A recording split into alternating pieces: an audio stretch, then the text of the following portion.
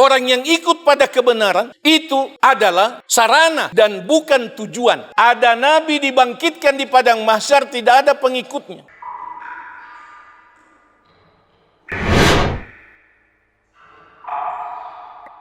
Pengajian ini kita akan mengkaji bersama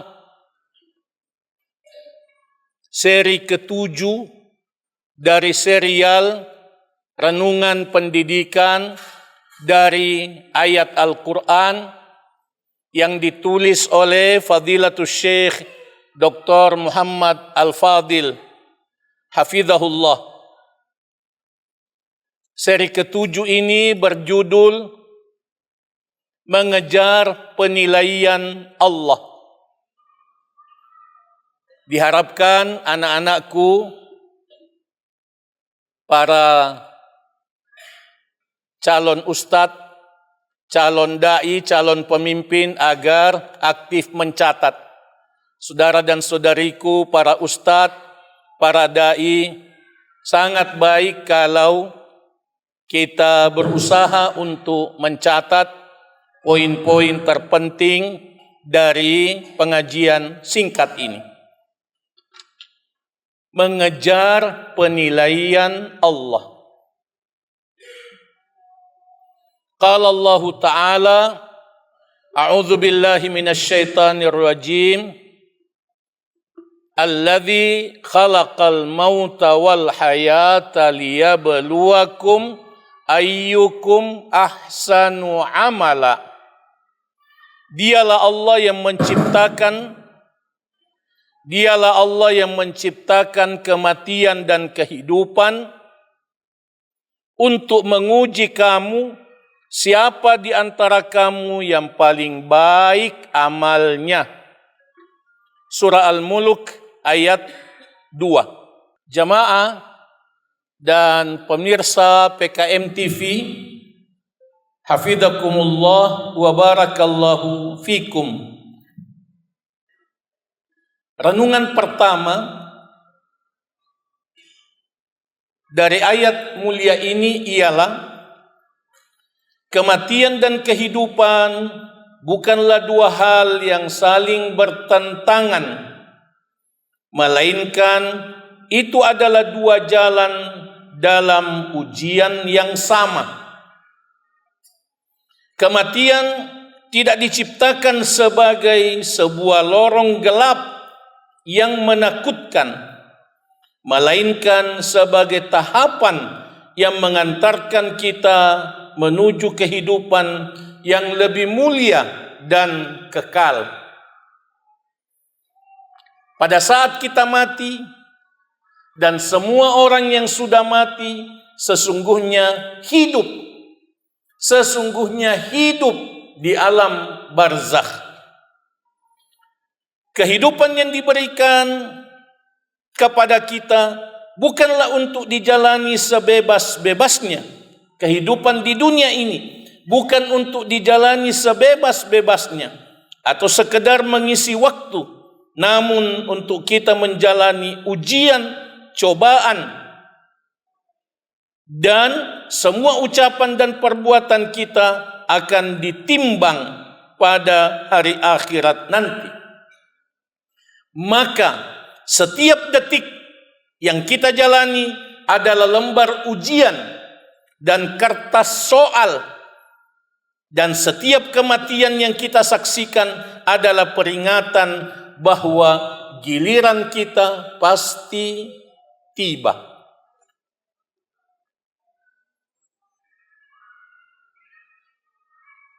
Hidup ini adalah ujian. Setiap detik dari kehidupan kita adalah ujian. Allah Subhanahu wa Ta'ala berfirman dalam surah Al-Anbiya ayat 35.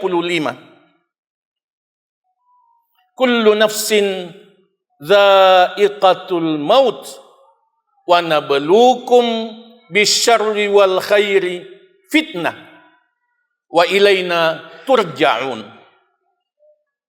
Al-Anbiya 35. Semua jiwa pasti merasakan kematian. Semua jiwa pasti merasakan kematian. Kematian itu ada rasanya. Kematian itu ada rasanya. Dha'iqah, merasakan. Kematian itu ada rasanya. Nikmat atau siksa. Al-qabru raudatun min riyadil jannah. Au hufratun min hufarin niran. Kuburan itu adalah taman dari taman-taman surga. Atau lubang dari lubang-lubang neraka. Kita berdoa semoga orang-orang yang kita cintai yang telah mendahului kita, Allah jadikan kuburan mereka sebagai taman surga. Kita berdoa semoga pada saatnya kita dipanggil oleh Allah, Allah jadikan kuburan kita taman-taman surga. Wa nabluukum bisyarri wal khairi fitnah. Dan kami menguji kamu dengan keburukan dan kebaikan. Fitnah sebagai cobaan. Sebagai cobaan. Wa ilaina turja'un, dan hanya kepada kami, kepada Allah kamu dikembalikan. Allah menguji kita dengan nikmat. Allah menguji kita dengan musibah. Allah menguji kita dengan nikmat dan dengan musibah.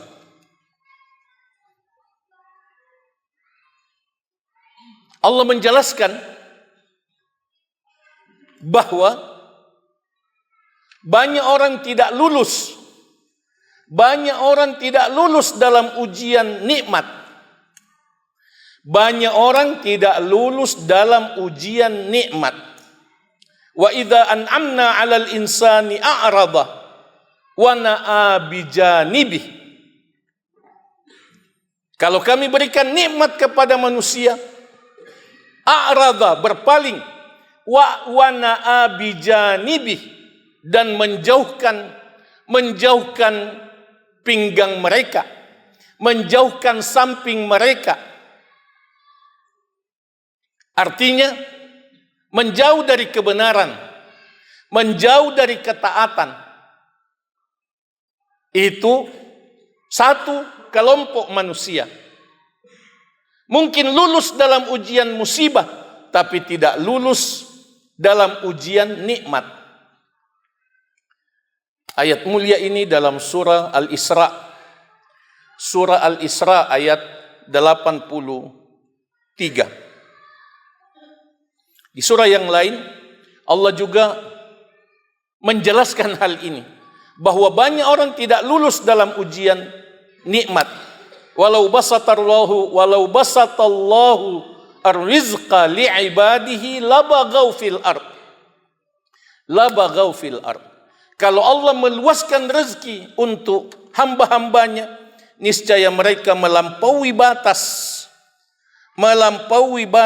di bumi. Itu dalam surah Asy-Syura ayat 27.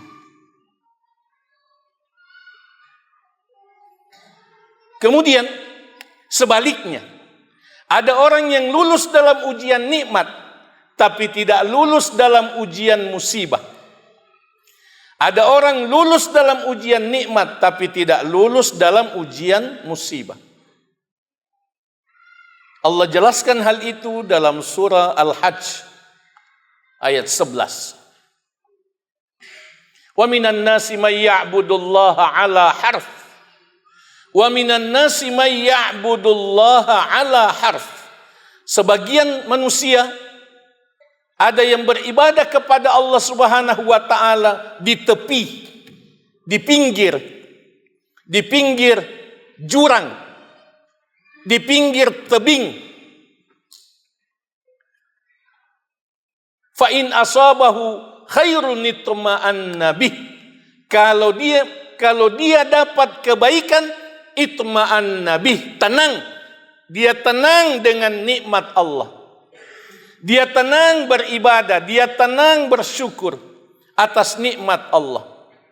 Lulus insya Allah dalam ujian kebaikan, ujian nikmat. Wa in asabathu fitnatun inqalaba ala wajhi. Tapi kalau dia dapat fitnah, dia dapat ujian musibah, inqalaba ala wajhi. Dia berbalik atas mukanya. Dia berbalik atas mukanya. Dia tinggalkan ketaatannya kepada Allah. Dia tinggalkan kesalehannya. Kalau dapat musibah, khasirat dunya wal akhirah. Orang itu rugi di dunia dan di akhirat. Wadzalika huwal khusranul mubin. Itulah kerugian yang nyata. Surah Al-Hajj ayat 11. Dalam hadis Nabi sallallahu alaihi wasallam, beliau sallallahu alaihi wasallam menjelaskan bahwa orang yang beriman dengan iman yang benar lulus dalam ujian nikmat, lulus juga dalam ujian musibah. Beliau bersabda, ajaban li amril mu'min. Ajaban li amril mu'min. Sungguh menakjubkan urusan orang yang beriman. Inna amrahu kullahu lahu khair. Semua urusannya baik baginya.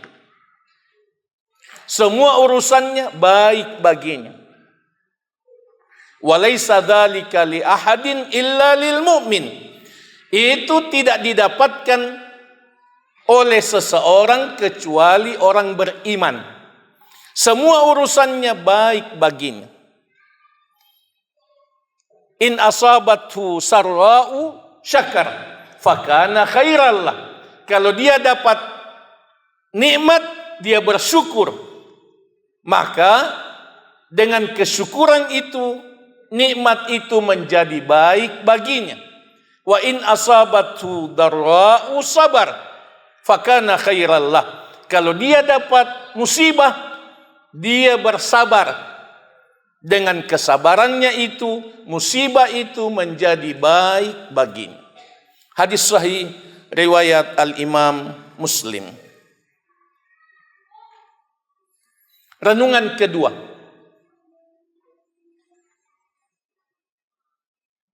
Ujian dari Allah tidak mencari kuantitas, tapi kualitas. Allah Ta'ala berfirman, ayyukum ahsanu amala. Siapa di antara kamu yang paling baik amalnya? Allah tidak berfirman, ayyukum aktsaru amala. Siapa yang paling banyak amalnya? Tidak. Tapi siapa yang paling baik amalnya? Al-Imam Al-Fudail bin Iyad rahimahullah pernah menafsirkan ayat mulia ini. Ayyukum ahsanu amala. Beliau mengatakan ahsanu amala aswabuhu akhlasuhu wa aswabuhu. Dua syaratnya.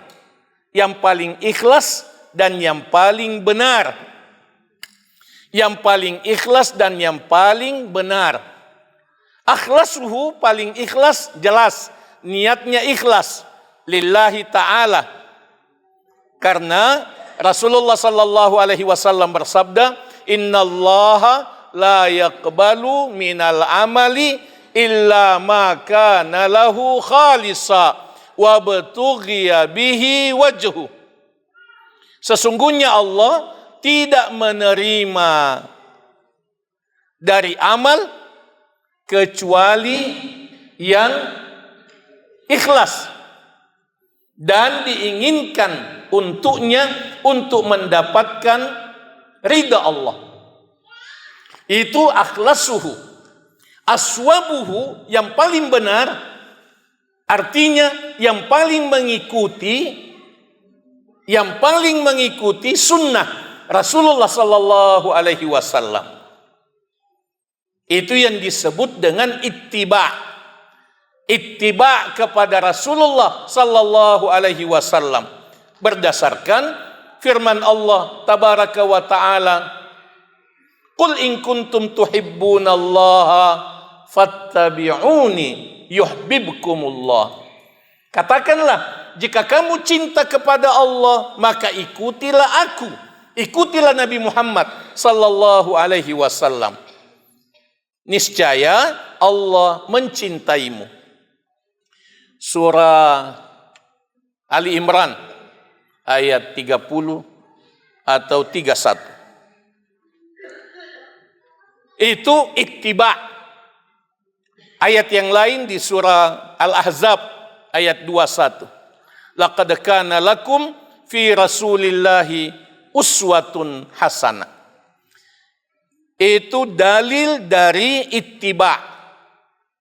Inilah ukuran ahsanu amala, yang paling ikhlas dan paling ittiba, paling benar karena mengikuti sunnah Nabi Muhammad sallallahu alaihi wasallam.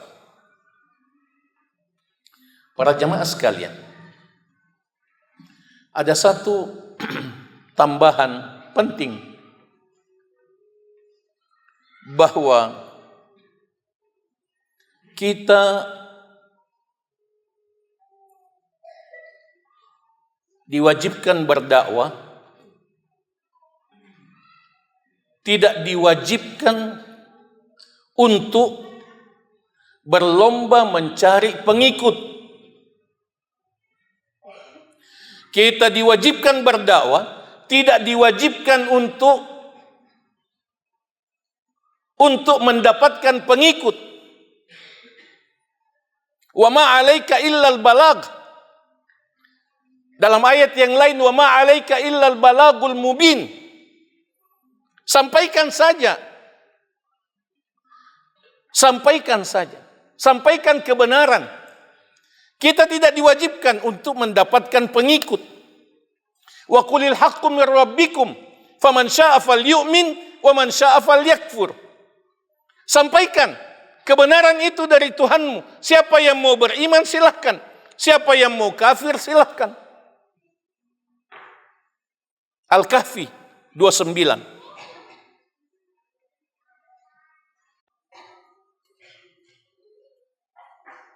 Pengikut, orang yang ikut pada kebenaran, itu adalah sarana dan bukan tujuan. Tujuan adalah menyampaikan kebenaran sesuai dengan pesan, kewajiban dari Allah Subhanahu wa taala. Sampaikan kebenaran dengan cara yang sebaik-baiknya. Orang mau ikut, alhamdulillah. Tidak ikut, sudah lepas kewajiban kita. Dalam hadis disebutkan bahwa ada nabi di padang mahsyar, tidak ada pengikutnya. Ada nabi dibangkitkan di padang mahsyar, tidak ada pengikutnya. Ada nabi satu pengikutnya, ada nabi dua pengikutnya. Ini penting untuk kita renungkan bersama. Pada zaman persaingan untuk mendapatkan pengikut semakin kuat, semakin sengit. Sehingga untuk mendapatkan pengikut itu telah menjadi tujuan dan bukan sebagai sarana bagi banyak orang dan dalam banyak contoh kasus. Yang kedua, ayyukum ahsanu amala. Siapa di antara kamu yang paling baik amalnya? Tidak selamanya yang sedikit itu paling baik. Tidak selamanya yang sedikit itu paling baik. Sedikit bukan juga tujuan. Sedikit bukan juga tujuan. Oleh karena kalau sudah mengikuti dua syarat, ikhlas dan ittiba, semakin banyak amal semakin baik. Semakin banyak amal semakin baik. Karena amal kita ditimbang di hari akhirat nanti. Fa amma man thaqulat mawazinu fahuwa fi 'ishatin radiyah. Siapa yang berat timbangan kebaikannya, dia masuk surga. Surah Al-Qari'ah ayat 6 dan seterusnya. Itu adalah motivasi bagi kita supaya kita memperbanyak amal yang sudah memenuhi dua syarat, ikhlas dan ittiba. Contohnya banyak, seperti pengamalan amal-amal sunnah. Pengamalan amal-amal sunnah tambah banyak tambah baik. Wala yazalu abdi dalam hadis qudsi, penggalan hadis qudsi yang panjang. Wala yazalu abdi yataqarrabu ilayya bin nawafil hatta uhibbah. Hambaku senantiasa mendekat kepadaku dengan amal-amal sunnah sampai aku mencintainya. Selalu melakukan amal-amal sunnah. Hadis qudsi riwayat Al-Imamul Bukhari.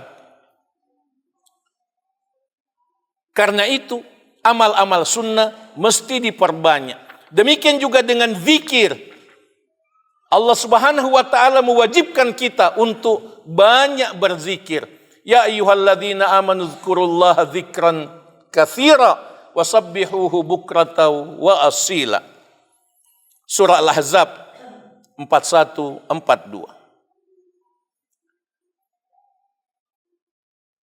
Karena Allah menilai niat kita, ketekunan kita, cinta kita, rasa takut kita kepadanya, rasa harap kita, kejujuran kita dalam beramal.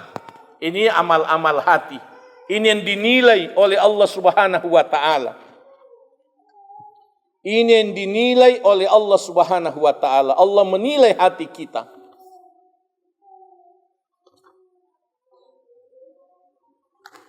Dipersingkat, renungan ketiga, kualitas amal adalah hasil dari pemahaman dan pengenalan kita tentang Allah. Siapa yang mengenal Allah dengan sebenar-benarnya, niscaya ia selalu berusaha memperindah ibadahnya kepada Allah. Siapa yang menyadari bahwa Allah sedang mengujinya, niscaya ia bersungguh-sungguh untuk selalu mencari ridhanya. Siapa yang menyadari bahwa setiap detik dalam hidup ini adalah ujian, maka ia selalu berlari menjauhi kelalaian, selalu hidup dalam kesadaran penuh, dan selalu mengisi waktunya dengan bekal-bekal terbaik untuk akhirat. Fafirru ilallah, berlarilah kamu kepada Allah. Surah Az-Zariyat ayat 50. Berlarilah kamu kepada Allah dengan menyambung amal dengan amal. Sudah beramal, beramal lagi. Sudah beramal, beramal lagi. Tidak ada hentinya beramal. Fa idza faragta fansab wa ila rabbika farghab. Surah Asy-Syarah ayat 7 dan 8. Keempat, terakhir. Rahasia dari kata ahsan, terbaik, tidak hanya dalam bentuk lahiriah, tapi terutama pada jiwa dari setiap amal. Memperindah salat, artinya salat dengan hati yang khusyuk. Memperindah akhlak, artinya menahan marah, berlemah lembut, sopan, santun, dermawan, dan seterusnya. Memperindah niat, artinya tidak mengharapkan pujian dalam beribadah, tidak mencari keuntungan duniawi dalam beramal, tidak riya, selalu berniat yang baik, merencanakan kebaikan, bersangka baik, dan seterusnya. Itu makna ahsan. Makna dari ahsan. Untuk mendapatkan ahsanu amala, kita mesti selalu berusaha untuk memperbaiki. Dan itu makna dari doa. Allahumma a'inni ala dzikrika wa syukrika wa husni ibadatik. Wa husni ibadatik. Memperbaiki ibadah. Itu makna dari doa. Allahumma hdini li ahsanil akhlaq. La yahdi li ahsaniha illa ant. Wasrif anni sayyi'aha. La yasrifu anni sayyi'aha illa ant. Motivasi untuk memperbaiki akhlak. Motivasi untuk memperbaiki akhlak. Sehingga kita tidak merasa puas dengan amal kita, dengan ibadah kita, tapi kita selalu berusaha untuk memperbaiki, melengkapi, memperindah agar semakin diridai, semakin dicintai oleh Allah Subhanahu wa taala. Demikian kajian singkat terhadap seri ke-7 dari serial yang mulia ini.